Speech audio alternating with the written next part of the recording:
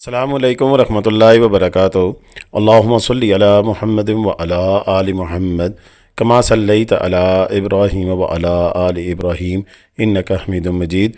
अल्लाहुम्मा बारिक अला मुहम्मद व अला आलि मुहम्मद कमा बारकत अला इब्राहीम व अला आलि इब्राहीम इन्नका हमीदुम मजीद। लतदाद रुदोसलाम बेशुमार रुदोसलाम मेरे और आपके प्यारे ते सुन्नत मुनमुन आका हज़रत मोहम्मद मुस्तफ़ा सल्लल्लाहु अलैहि वसल्लम पर, आपकी आल पर और आपके असहाब पर। जी अज़ीज़ दोस्तों, ये 15 मई 2026 के नारान बाज़ार के मनाज़र हैं और आप देख सकते हैं कि नारान में पूरी तरह हर किस्म की एक्टिविटी जो सी है वो बहाल हो चुकी है। और इसी तरह सियाहों की एक कसीर तादाद जो सी है वह कल रात को नारान आई है। कल जुमे का दिन था और अमूमन जुम्मा हफ्ता इतवार जो है वह नारान में अच्छा खासा रश होता है। इसकी वजह पूरे मुल्क के दीगर हिस्सों में कराची, बावलपुर, मुल्तान और इंटीरियर सिंध के दीगर इलाकों से इस वक्त सख्त गर्मी है। तो गर्मी के मारे लोग जो है वह ठंड की तलाश में नारान आते हैं और नारान में इस वक्त यख ठंडा चिल मौसम है। जी हाँ, यख ठंडा चिल मौसम है, इसलिए कह रहा हूँ कि बिल्कुल ही ठंडा मौसम है। और सर्दी इतनी ज़्यादा है कि रात को आप रज़ाई ओढ़ के ही सो सकते हैं और ठंड की वजह से आपके लिए मसले मसाइल का सामना भी करना पड़ सकता है। इसलिए अपने साथ सॉक्स, बूट और गर्म कपड़े लाजमी लेके आएँ। और यहाँ पर रोज़ाना की बुनियाद पर बारिश भी हो रही है। कल जब हम आए थे कल भी थोड़ी बहुत बारिश हल्की फुल्की हुई है। आज भी मौसम जो है वो इस तरह का दिखाई दे रहा है। आज जब मैं वीडियो लगा रहा हूँ तो आज 16 मई है, तो आज भी मौसम बार जो है वो बादल छाए हुए हैं। हम आके जाएंगे, देखेंगे कि आगे के क्या हालात वाक़यात होते हैं।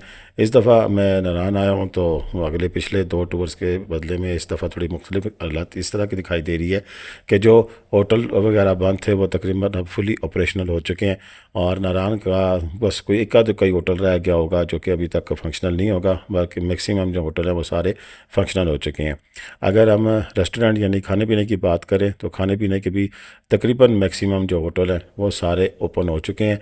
और अभी इस वक्त फास्ट फूड हो या देसी खाने हो, हर किस्म के खाने जैसा कि मून रेस्टोरेंट है, जैसे पंजाब टिक्का है, अजबा रेस्टोरेंट है। और इसके अलावा आपको एक खुशखबरी भी सुना रहे हैं कि बहुत जल्द यानी कि अनकरीब अगले इसी हफ्ते में इंशाल्लाह, मुझे पूरी उम्मीद है, मेरी बात हुई थी राजा नवाज साहब से और वो कह रहे थे कि इंशाल्लाह इसी हफ्ते में हम अलनूर रेस्टोरेंट नारान में ओपन करने जा रहे हैं। नारान में जैसे ही आप दाखिल होंगे तो दूसरा होटल अलनूर रेस्टोरेंट आपका इस्तकबाल करेगा। अलनूर रेस्टोरेंट की खासियत आपको पता ही है, आपको अक्सर वीडियो में बताता रहता हूँ कि बालाकोट में वाहिद होटल है जहाँ पर देसी दूध की आपको चाय मिलती है और इसके अलावा इसके खाने का मेयार भी बहुत आला है। और बहुत सारे लोगों को अच्छे होटल हैं, सारे ही अच्छे होटल हैं, मेरे लिए सारे इंतहाई मोहतरम हैं, लेकिन जो खाने वाले हैं उनको एक जायके की कमी महसूस हो रही थी नारान के अंदर। और स्पेशली चाय के हवाले से देसी दूध की चाय जो सी वो बड़ी मुश्किल थी। तो इस बार आपको वो देसी चाय वाला जो हिस्सा है वो आपको नारान के अंदर मिलेगा। अलनूर रेस्टोरेंट इंशाल्लाह इसी हफ्ते में ओपन हो जाएगा।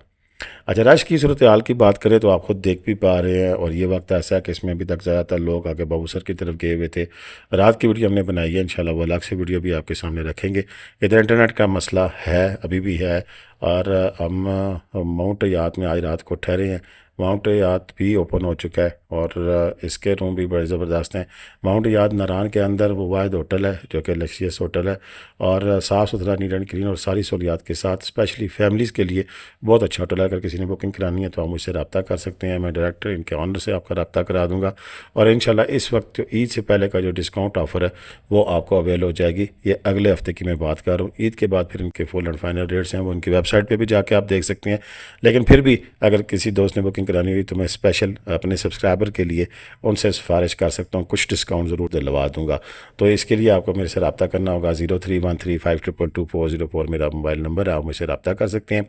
अच्छा, और इसके अलावा अगर हम बात करें तो नॉर्मल होटलों के किराए जो उनसे है वो कल रात भी 2500, 3000, 4000, 5000 रुपये में रूम मिल रहे थे।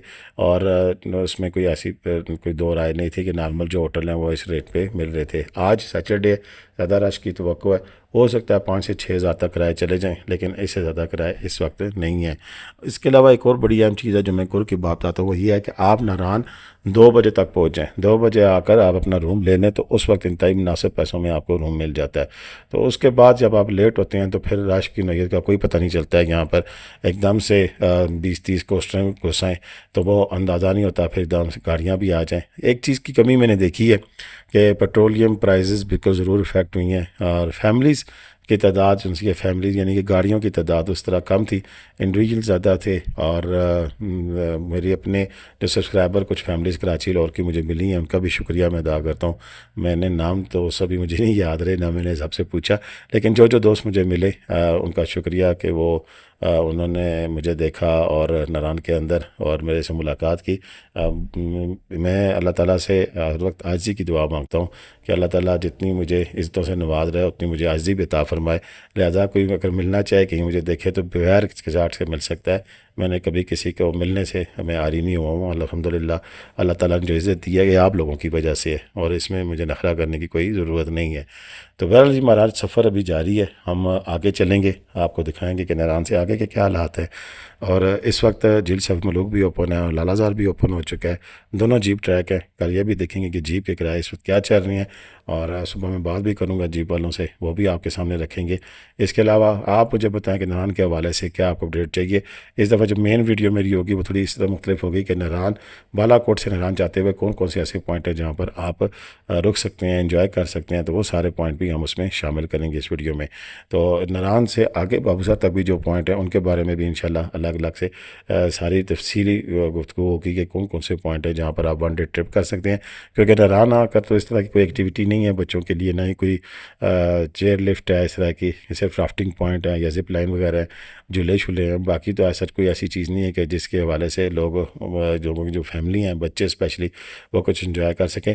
नारान बाज़ार में 1-2 बने थे, मुझे अब उसका आइडिया नहीं है कि वो बच्चों के प्ले एरिया बने थे, अभी वो फंक्शनल हैं या नहीं है उनके बारे में मैं कुछ नहीं कह सकता। अलबत्ता आगे अगर आप चले जाएं तो फिर ज़िप लाइन, और जैसे कि मैंने बताया कि वो राफ्टिंग पॉइंट है, तो उसमें बच्चे कुछ लोग जो चाहते हैं।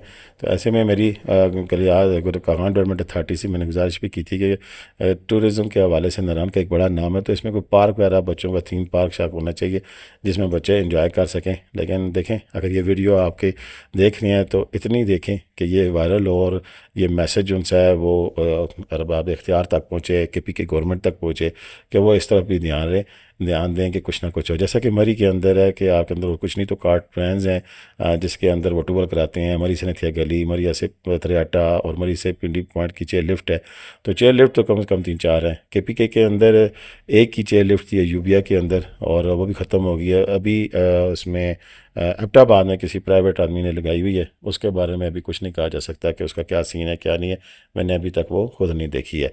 बहरकब जी, ये पाकिस्तान की सियाहत है और पाकिस्तान के खूबसूरत तरीन इलाके हैं, इनमें जो कुछ है इन्हीं के बेस करते हुए आपने आना है, इसकी खूबसूरती देखनी है, बर्फ़ से ढके पहाड़ देखने हैं और बर्फ़ से बने पहाड़ भी देखने हैं। जी हाँ, जी आगे एक ग्लेशियर है नारान से आगे, वो कई फुट ऊंचे हैं, 20-20, 30-30 फुट ऊंचे हैं।